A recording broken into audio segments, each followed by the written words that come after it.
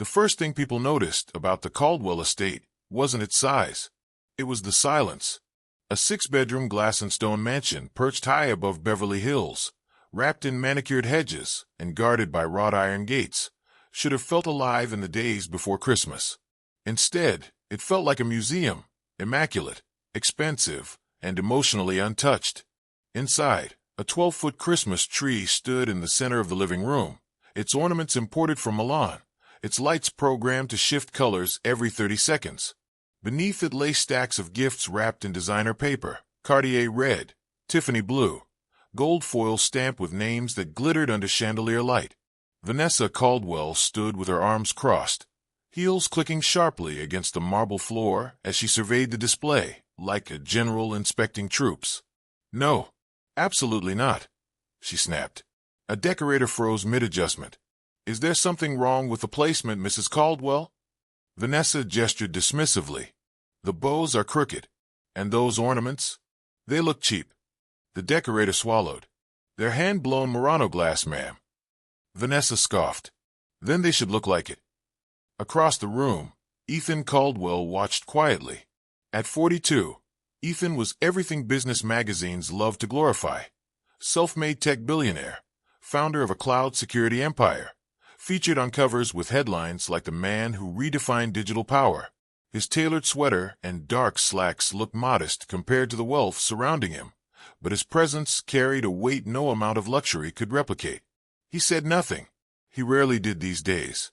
Instead, his eyes moved, not to the tree, not to the gifts, but to the people. A housekeeper adjusted a throw pillow nervously. A security guard stared straight ahead, pretending not to hear. The decorator nodded apologetically, already reaching to redo work that had taken hours. Vanessa turned sharply. "Ethan, are you even listening?" He met her gaze. "Calm. Measuring. I'm listening." "Well." She gestured again. "Does this look like Christmas to you?" Ethan glanced around the room. The imported art, the floating staircase, the floor-to-ceiling windows overlooking the city where millions struggled below. "It looks expensive." "That's the point," Vanessa said, exasperated. "Christmas is about creating an experience, especially for the kids." At the mention of their children, 2 small figures appeared at the top of the staircase. Lily, 8, clutched a stuffed reindeer. Noah, 6, leaned over the railing, eyes wide with wonder. "Mom," Lily called softly, "is Santa really coming this year?" Vanessa's expression softened, but only briefly. "Of course he is, sweetheart. I hired the best. Private agency. Very exclusive." Noah grinned. "Will he stay for Coco?" Vanessa laughed lightly. "We'll see." Ethan's jaw tightened almost imperceptibly. Later that afternoon, as staff bustled in the mansion filled with rehearsed cheer, Ethan retreated to his private study. A minimalist room overlooking Los Angeles, its walls lined with books he'd actually read. He loosened his collar and sat heavily at his desk. This wasn't new. The entitlement, the sharp words, the way Vanessa spoke at people instead of to them. It had crept in slowly over the years, wrapped in couture and charity galas, masked by donations and photo ops. But lately it was louder. Earlier that week, she'd berated a valet for parking too slowly. The month before, she'd fired a nanny for buying off-brand snacks. Once, she'd laughed openly when a street performer asked for change outside a restaurant. Ethan remembered a different Vanessa, the woman who once cried over a homeless veteran's story, the woman who used to insist they tip generously because you never know someone's struggle. Somewhere along the way, money had insulated her from humanity. A knock sounded. "Sir." It was Marcus, his longtime assistant. "You asked about the Santa arrangement?" Ethan nodded. "Cancel it." Marcus blinked. "Cancel. Santa. I'll handle it." Marcus hesitated. Vanessa was very specific about. "I know," Ethan said quietly. "That's why I'll handle it." When Marcus left, Ethan leaned back in his chair, eyes drifting to the skyline. Christmas lights twinkled in the distance, tiny, imperfect, human. A thought had been forming for weeks. A question he couldn't shake. If everything were stripped away, titles, money, appearances, would she still choose kindness? Downstairs, Laughter echoed as Vanessa directed staff on where to place gift towers and camera equipment. She wanted the moment perfect. Instagram perfect. Magazine worthy. She never noticed Ethan watching from the balcony above. Nor did she notice the quiet resolve settling behind his eyes. Christmas, after all, had a way of revealing truths no one was ready to face. And by the time the snow machines turned on and the gates opened, everything was already in motion. Ethan Caldwell's private office sat on the 47th floor of a downtown Los Angeles skyscraper, a place of glass, steel, and silence. From this height, the city looked clean, orderly grids of light, traffic flowing like obedient veins. Up here, you could forget the chaos, the hunger, the quiet desperation that lived at street level. That, Ethan knew, was the problem. He stood by the window long after midnight, hands in his pockets, watching the city pulse beneath him. Christmas was 3 days away. The office was empty, his staff gone home to families, dinners, traditions. Only the hum of servers and the soft glow of monitors remained.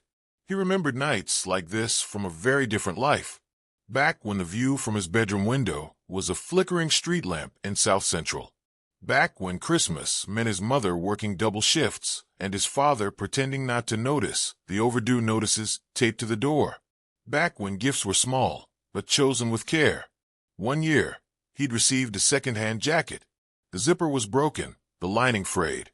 But his mother had stitched it herself, hands raw, eyes tired, smiling like she'd given him the world. He still had that jacket. Ethan exhaled slowly and turned back to his desk. A file lay open, staff reports, household feedback, notes he rarely read but always requested. Small things jumped out now, things he'd ignored before. Housekeeper requests reassignment due to verbal treatment. Driver resigned, hostile work environment. Nanny replacement needed urgently. He closed the file, his chest tightening. Vanessa wasn't cruel in the way villains were cruel. She didn't shout without reason or hurt for pleasure. Her cruelty was casual, effortless, the kind that came from believing some people simply mattered less. Earlier that day, he'd overheard her snap at a delivery man who'd arrived late due to traffic. "If you can't manage time," she'd said sharply, "you shouldn't be working at all." The man had apologized 3 times. Ethan hadn't intervened. He never did. Not because he agreed, but because confrontation had begun to feel pointless. Every time he tried to talk to her, she dismissed it as stress, or jokes, or, "You're being dramatic."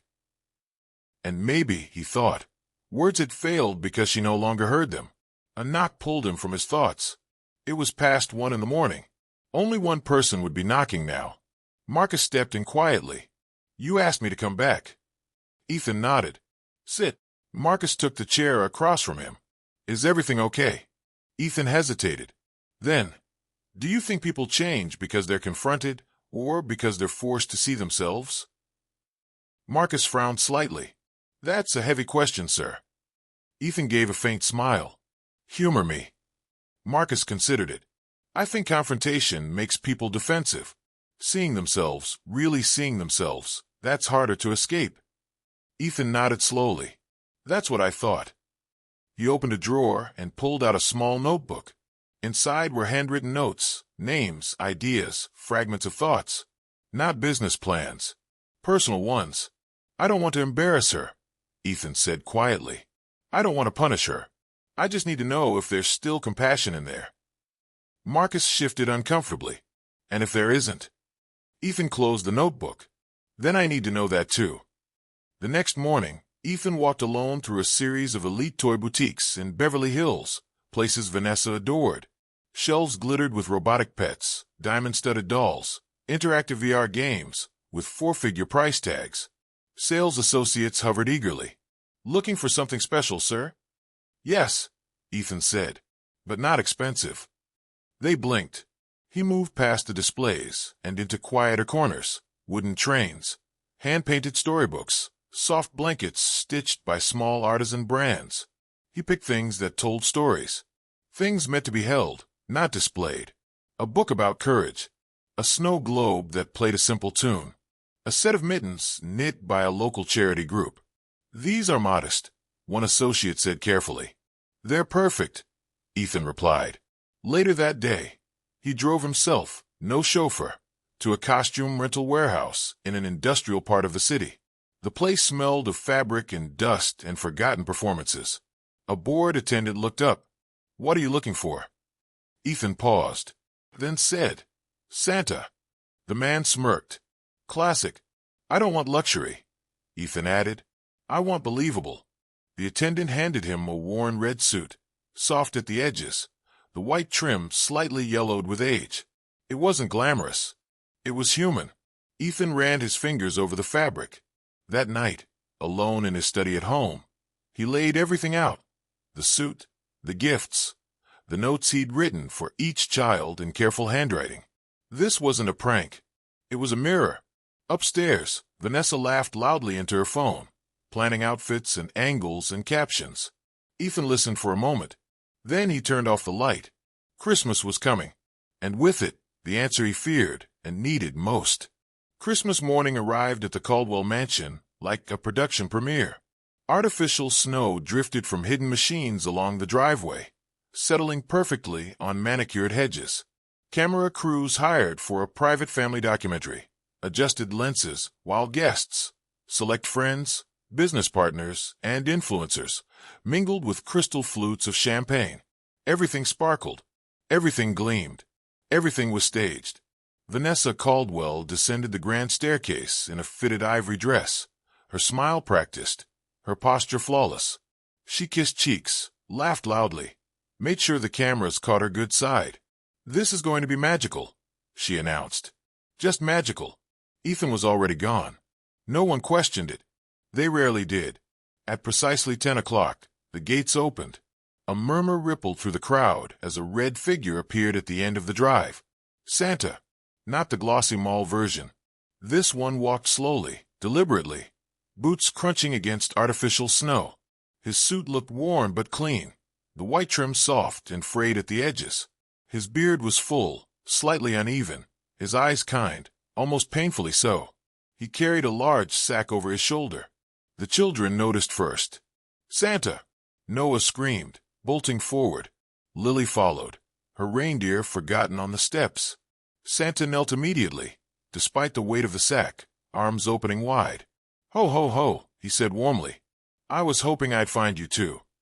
The sound of his voice, gentle, grounded, stilled the air.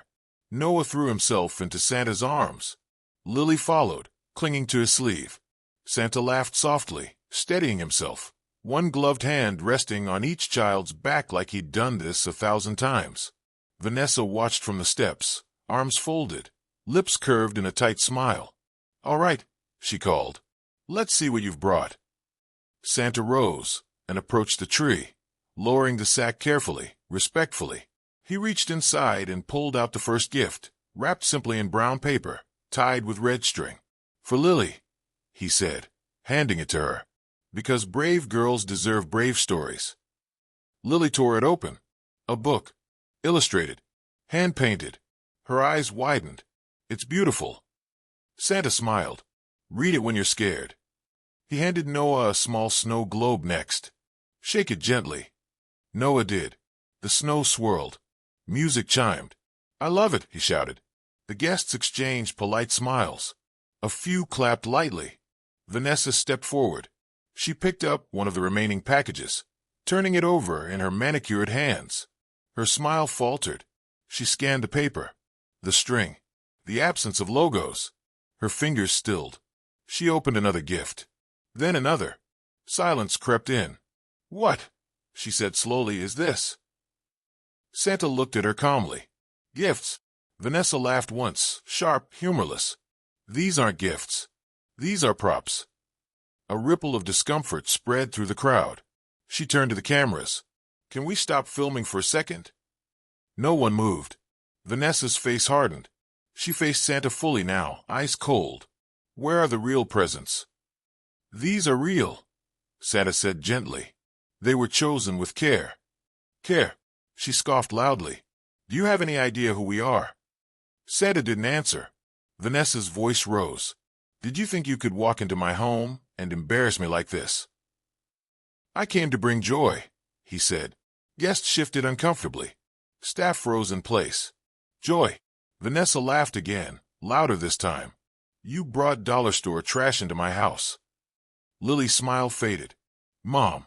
Enough. Vanessa snapped, then turned back to Santa. How much were you paid? That doesn't matter. Oh, it matters, she said sharply. Because you clearly didn't earn it.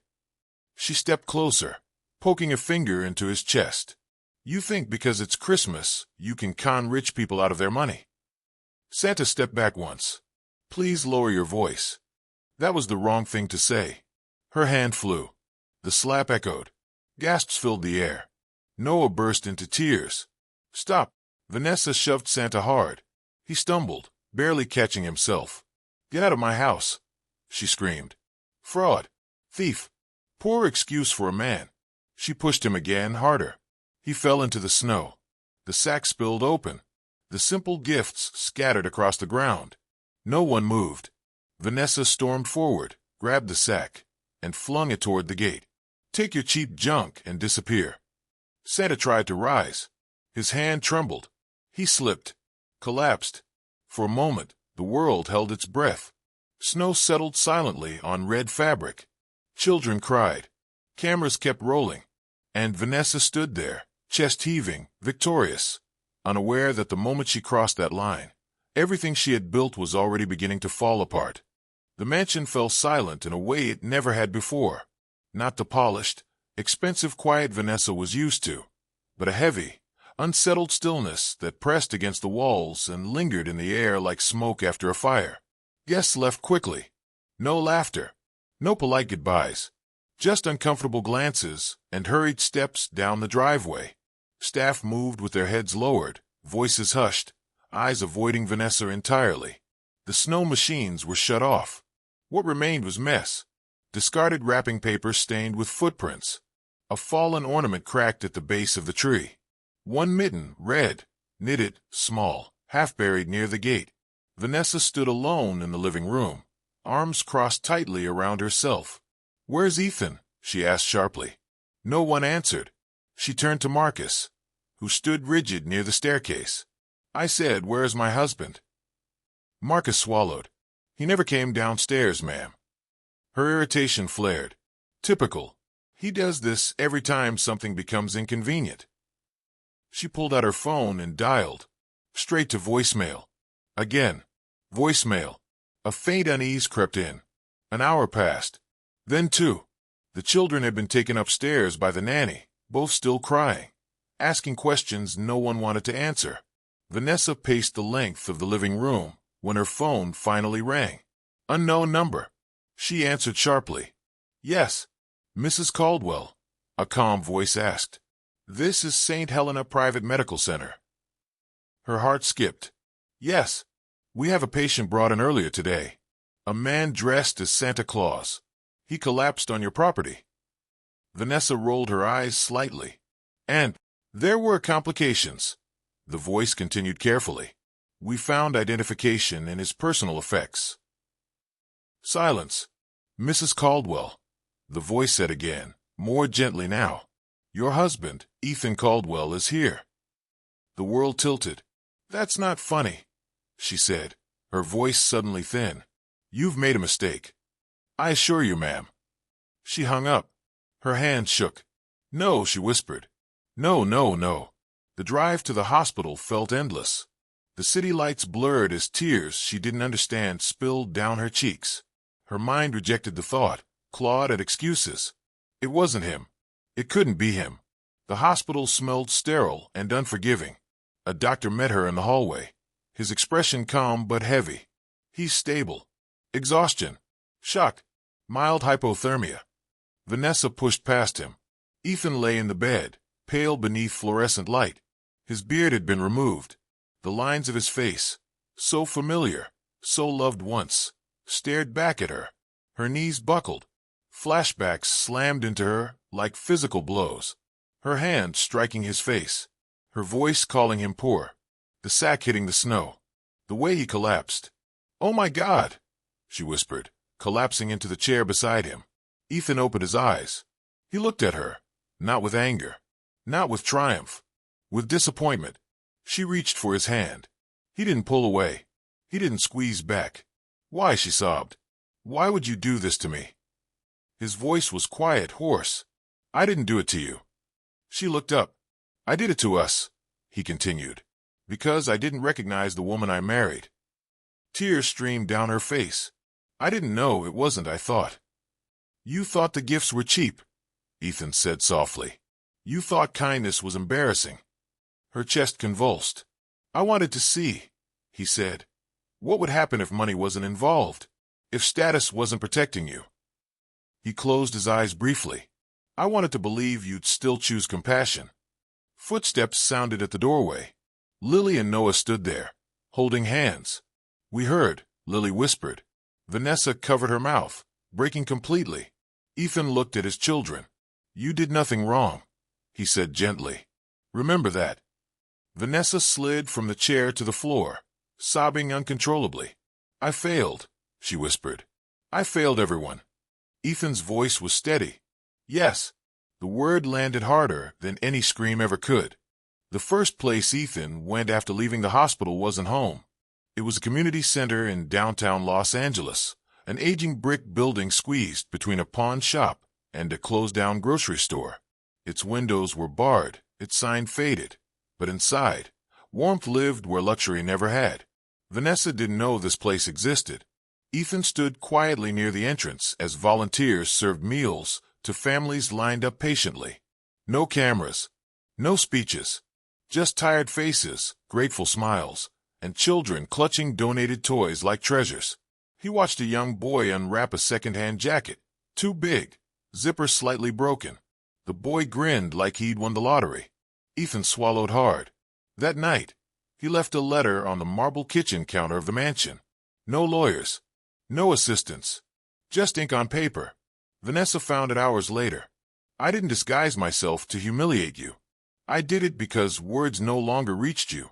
What I saw wasn't a moment of anger. It was a pattern you had stopped noticing. Love without empathy becomes power, and power without empathy becomes cruelty. I can't raise our children inside that. I hope you become someone they can look up to. Not because of what you have, but because of who you are. I'm stepping away. Not out of hatred, out of truth. Ethan, the separation was quiet. No tabloids.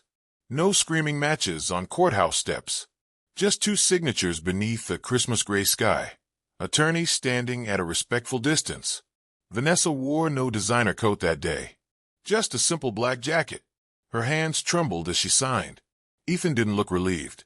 He looked resolved. The children stayed with both parents, but their worlds changed. No more galas. No more extravagant performances of joy. Just schedules, school lunches, and conversations that mattered. Vanessa moved out of the mansion within a month. She sold most of it. The dresses, the jewelry, the cars. Not for publicity, for silence. She began volunteering at the same community center Ethan had visited. Not as a donor, as staff. The first day, someone handed her a mop. She hesitated. Then she took it. No one recognized her. No one cared who she used to be. They cared that she showed up, that she listened, that she stayed late. At night, she replayed that Christmas morning in her head. The slap, the shove, the snow. Some mistakes never leave you, but some teach you how to stay. 1 year later, Christmas Eve returned, quietly this time. No mansion, no cameras, no snow machines. Just a modest apartment, warm lights, and a small tree decorated with handmade ornaments. Lily hung a paper star at the top. Noah placed a snow globe carefully beneath. Vanessa watched them, heart heavy but present. A knock came at the door. She froze, then opened it. Ethan stood there, holding a small box. No costume, no disguise, just a man. I'm not staying long, he said gently. She nodded. I understand. He knelt in front of the children, handing them each a gift, wrapped in brown paper, tied with red string. Their eyes lit up. Vanessa felt her throat tighten. As Ethan turned to leave, she spoke. I'm sorry, she whispered. Not because I lost you, but because I lost myself. He paused. That's the only apology that matters, he said. Later that night, after the children slept, Vanessa stepped outside. Snow fell naturally, imperfect, real. She noticed a man on the sidewalk, shivering, wearing a thin coat. Without thinking, she removed her own and placed it over his shoulders. No cameras, no applause, just kindness. And for the first time in a long time, it was enough. Sometimes, the most expensive thing you can lose is your humanity. If this story moved you, share it with someone who needs the reminder. Like, subscribe, and tell us in the comments. Would you forgive her? Because the real test of wealth is who you are when no one is watching.